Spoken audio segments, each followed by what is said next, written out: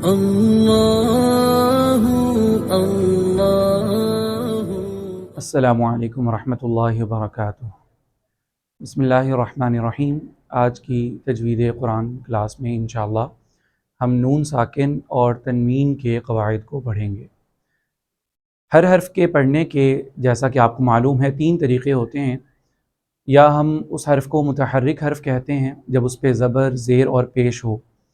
اگر اس پہ جزم اور سکون آ جائے تو ہم اسے ساکن حرف کہتے ہیں، اور اگر اس پہ شد آ جائے تو اسے ہم مشدد حرف کہتے ہیں،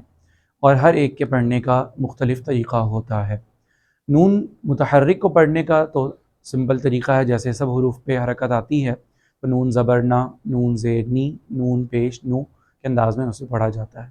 جب اس پہ شد آتی ہے تو اس کے بارے میں ہم نے پڑھا کہ نون جب مشدد ہو تو اس پر غنہ کر کے پڑھا جاتا ہے،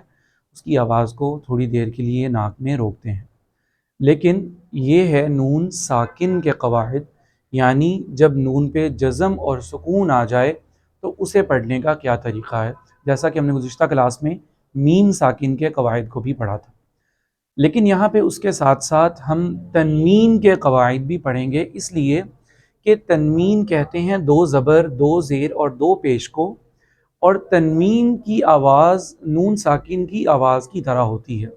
جیسا کہ میں نے یہاں لکھا بھی کہ اگر با کے اوپر 2 زبر آ رہی ہے تو با 2 زبر یہ ایکول ٹو بنے گا جیسا کہ با اور نون ساکن۔ اس لیے تنوین کے اور نون ساکن کے قواعد اور اس کے پڑھنے کی جو طریقے ہیں وہ بالکل ایک جیسے ہیں، اس لیے ہم جو نون ساکن کے قواعد پڑھیں گے وہ سارے ہی طریقے تنوین کے بھی ہوں گے۔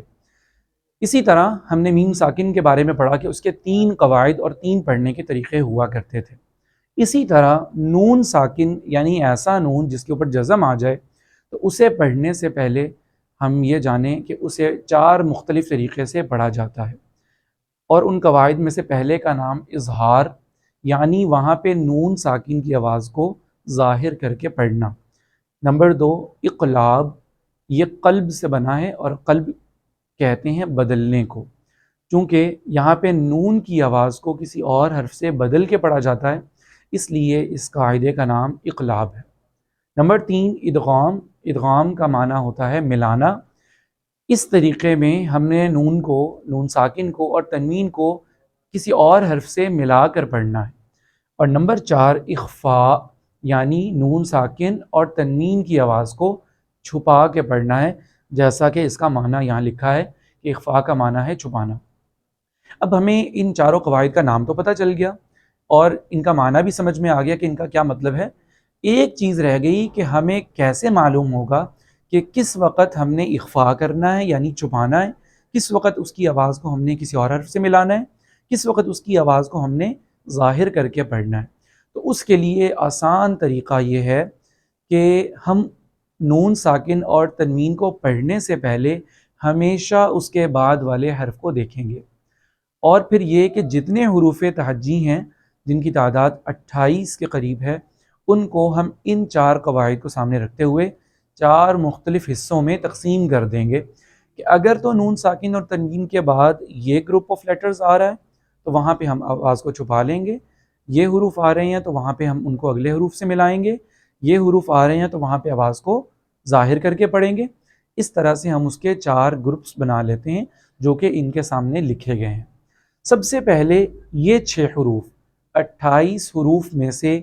6 حروف میں نے حروف اظہار کے سامنے لکھے ہیں۔ آپ ان کو حروف اظہار بھی کہہ سکتے ہیں، اور ان کا ایک اور نام بھی ہے، وہ یہ کہ چونکہ یہ ح، خ، عین، غین، ہ، حمزہ، یہ جو 6 حروف ہمیں نظر آ رہے ہیں، یہ 6 کے 6 حروف گلے سے ادا ہوتے ہیں، اور گلے کو عربی میں حلق کہتے ہیں، اس لیے ان 6 حروف کا نام حروف اظہار بھی کہہ سکتے ہیں، حروف حلقی بھی کہہ سکتے ہیں۔ تو ان کو یاد رکھنا اس لیے آسان ہے کہ جو حروف گلے سے ادا ہوتے ہیں وہ 6 کے 6 حروف اگر نون ساکن اور تنوین کے بعد آپ کو لکھے نظر آ جائیں تو آپ نے وہاں نون ساکن اور تنوین کی آواز کو بغیر چھپائے، بغیر ملائے، بغیر کسی اور حرف سے بدلے ظاہر کر کے پڑھنا ہے۔ اس کی مثال یہاں ہمارے سامنے موجود ہے کہ ایک نون ساکن آ رہا ہے، ہم نے اسے پڑھنے سے پہلے اس سے آگے والے حرف کو دیکھنا ہے کہ کیا وہ ان 6 حروف حلقی میں سے ہے یا نہیں ہے. چونکہ یہ ہا حروف حلقی حروف اظہار میں سے ہے، تو یہاں پہ اس نون کو ہم بغیر اخفاء، ادغام اور اقلاب کے ملائے چھپائے اور بدلے اس کو پڑھیں گے عن ہم، جو کہ ایک سمپل نون ساکن کی آواز ہوتی ہے، وہی آواز اس کی نکالی جائے گی عن ہم. دوسری اگزامپل میں دیکھیں کہ نون کے بعد ایک اور حرف آ رہا ہے خو، وہ بھی ان 6 حروف میں سے ہے، تو ہم یہاں پہ پڑھیں گے من خویر. اگر خو کی جگہ پہ حروف حلقی اور حروف اظہار کے علاوہ کوئی اور حرف ہوتا تو یہاں پہ ظاہر کر کے نہیں پڑھا جا سکتا تھا. اسی طرح اب ہم تنوین کی اگزامپل دیکھ لیتے ہیں. یہ لفظ لکھا ہے علیمن، من، میم کے اوپر 2 زبر آ رہے ہیں جن کی آواز میم نون والی آ رہی ہے من، لیکن اس کے بعد والا جو حرف ہے وہ پھر حروف اظہار میں سے ہے، تو ہم یہاں پہ علیمن غنہ کریں گے، غلط ہو جائے گا. اگر ہم علیموں اس طرح کر کے ملانے کی کوشش کریں گے تو یہ غلط ہو جائے گا. اگر کسی حرف سے بدلیں گے تو بھی یہ ٹھیک نہیں ہوگا. اسے ان سب چیزوں کے بغیر جیسے لکھا ہے اس کی اصل آواز میں اسے ظاہر کر کے پڑھنا ہوگا علیمن حکیم. دوسری اگزامپل میں بھی قرآنن عربی، اس لیے کہ عین جو ہے وہ بھی حروف اظہار میں سے ہے. اس کے بعد دوسرا قاعدہ، یہ سب سے آسان تھا اس لیے کہ اس کے اندر کسی قسم کی تبدیلی نہیں ہوتی. نمبر 2، اقلاب،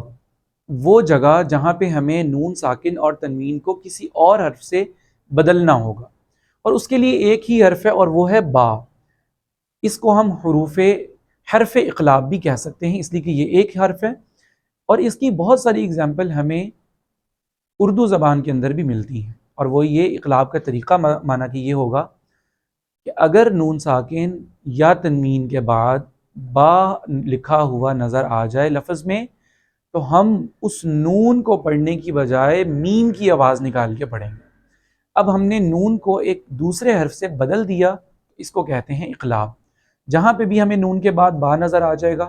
جہاں پہ بھی ہمیں تنوین کے بعد با لکھا ہوا نظر آئے گا، تو ہم نون کی آواز نکلنے کی بجائے میم کی آواز نکال کے پڑھیں گے. اور اس کی اردو میں اگزامپل ہم پہلے دیکھتے ہیں کہ میم، نون، با اور را، یہ لکھنے میں منبر لفظ ہے، لیکن اردو میں ہم اس سے منبر پڑھتے ہیں، نون کی جگہ پہ میم کی آواز نکال کے پڑھتے ہیں. اسی طرح استنبول، کہ یہ بھی استنبول لکھنے میں آتا ہے، اور تنبیہ کا لفظ بھی تنبیہ لکھنے میں آتا ہے. لیکن اردو میں بھی یہ قاعدہ ہے کہ اگر نون کے بعد با آ جائے گا تو نون کی بجائے میم کی آواز نکالی جائے گی. سیم یہ قاعدہ عربی میں جب آتا ہے تو اسے اقلاب کہتے ہیں، یعنی نون کو میم سے بدلنا. لیکن عربی میں ہوتا یہ ہے کہ اس نون کے اوپر ایک چھوٹی سی میم ہمیں لفظوں میں لکھی ہوئی بھی نظر آتی ہے، جیسا کہ یہاں پہ انبتت کی بجائے ہم اسے امبتت پڑھیں گے، اس لیے کہ نون ساکن کے بعد ہمیں یہاں پہ با نظر آ رہا ہے.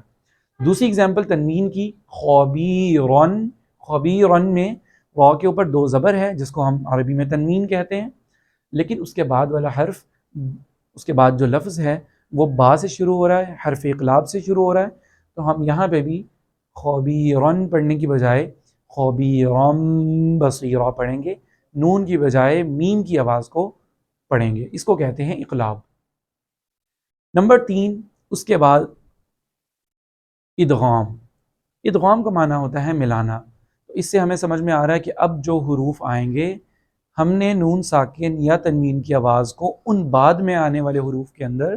جو گروپ آف لیٹرز حروف ادغام کے ہوں گے ان کے اندر ہم نے ملا کے پڑھنا ہے. وہاں پہ ہم نے نون کی آواز نہیں نکالنی، تنوین کی آواز نہیں، بلکہ جو حروف ادغام آئیں گے ان کے اندر ہم نے اس کو ملا کے پڑھنا ہے. اور یہ حروف 6 ہیں، یا، را، میم، لام، واو اور نون، جن کا مجموعہ جو ہے اسے ایک لفظ میں اگر یاد رکھنا ہو تو یرملون کا لفظ یاد کر لیا جائے. اگر یہ 6 حروف نون ساکن کے بعد یا تنوین کے بعد لکھے ہوئے نظر آئیں تو وہاں پہ نون ساکن اور تنوین کی آواز نکالنے کی بجائے انہیں ان بعد میں آنے والے 6 حرف کے ساتھ ملا کر پڑھا جاتا ہے. اور اس کا طریقہ یہ ہوگا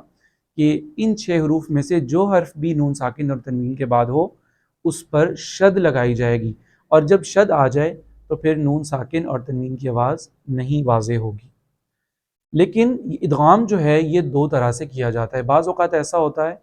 کہ جب ہم اگلے حرف سے ملا کر اس کو پڑھتے ہیں تو کچھ نہ کچھ نون ساکن کی یا تنوین کی آواز موجود رہتی ہے، یعنی کہ غنہ ہوتا ہے اور ناک میں تھوڑی دیر آواز لے جائی جاتی ہے، اور کچھ حروف ایسے ہیں جن میں مکمل طور پہ ہم اگلے حرف سے ملا دیں گے اور ذرا بھی تنوین کی یا نون ساکن اور غنے کی آواز نہیں نکالی جائے گی،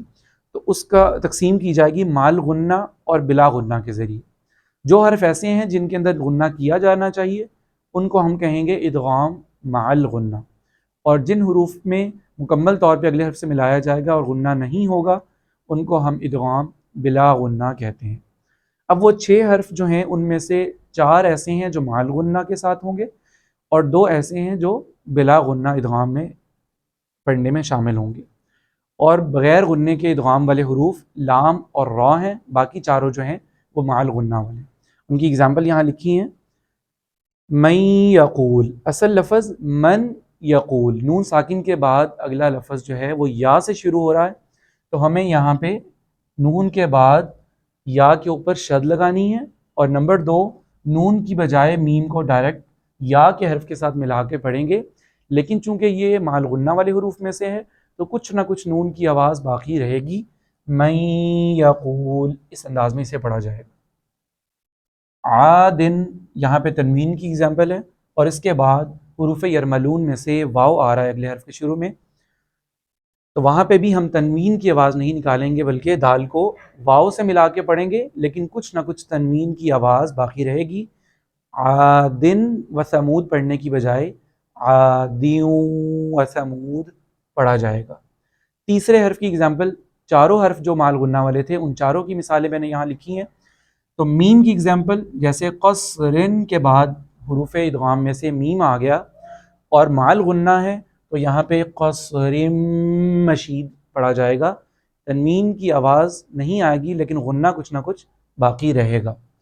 اور نمبر 4 نون کی ایگزامپل من نصیر، یہ جو غنہ ہو رہا ہے یہ نون مشدد کی وجہ سے نہیں بلکہ ادغام کی وجہ سے، اس لیے کہ نون ساکن کے بعد اگلا حرف بھی نون ہے تو وہاں پہ ملایا بھی جائے گا اور غنہ بھی کیا جائے گا۔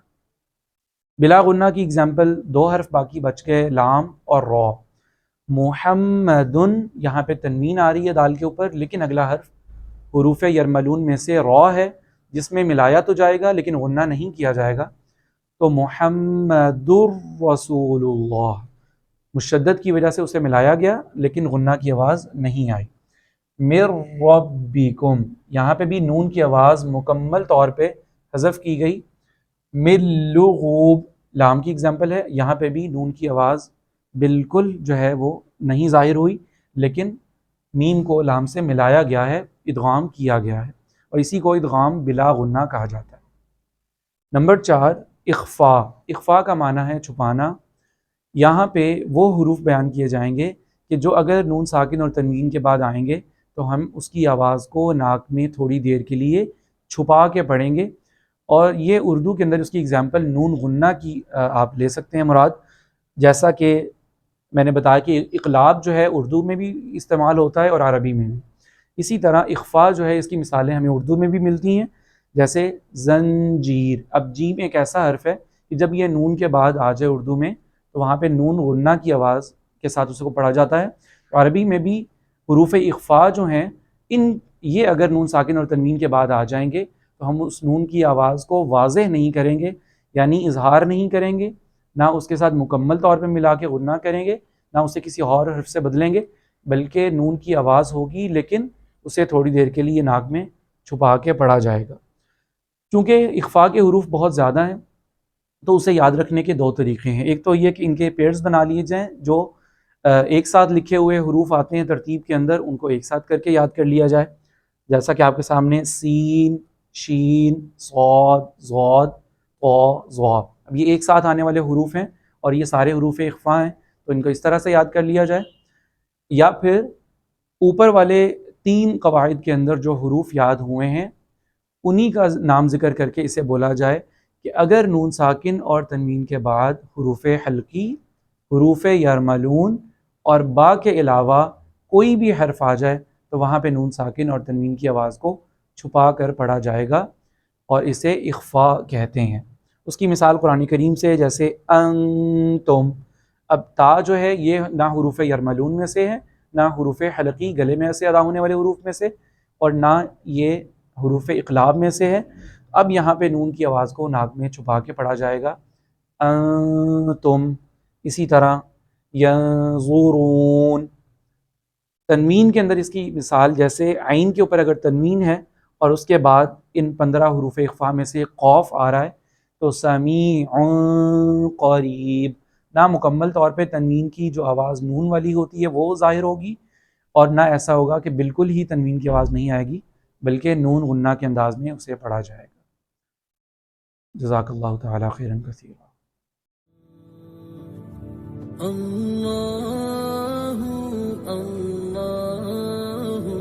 اللہ اللہ